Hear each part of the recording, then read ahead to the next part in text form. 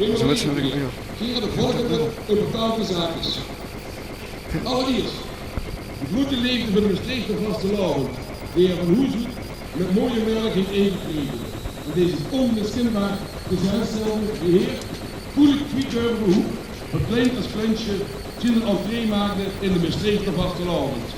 De heer vanaf toen, voor altijd, in zijn hart heeft gesloten. Tweedens, een goed vastelavondsgevoel, een technische creativiteit in zijn rol als sociale reporter.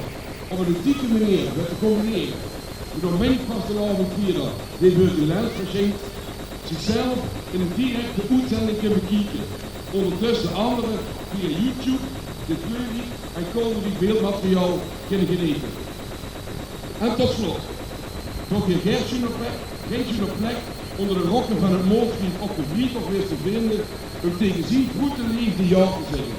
Op de 11e van de 11e, van het gedienwerig jaar 2000, die leefde met een magnifieke broerlof bezegeld.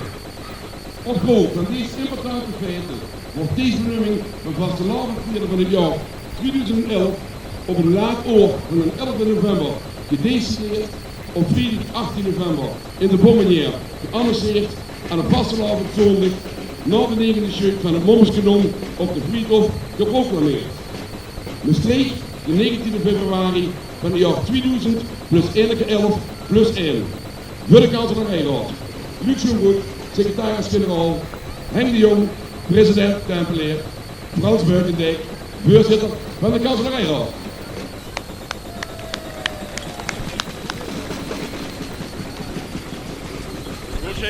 Ja.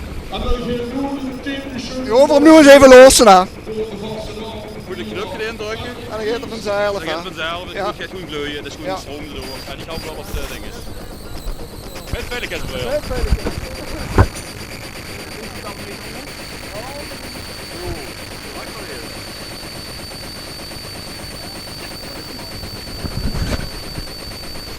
En 2, 3. Nou, we gaan thuis wel wat beeld morgen met uren. Dankjewel. Die weet je dus gehoord. Ja. Ik heb bij namelijk voor u. Om te herinneren dat geheim vastelavondvierder zijn bedoeld geworden. Ja, het schoenste cadeau. Die maakt dat fijn toestreerd. Ja, het schoenste cadeau wat je kunt krijgen eigenlijk, ja. Proficia. Van harte proficia. Dus super. Dankjewel. Dankjewel.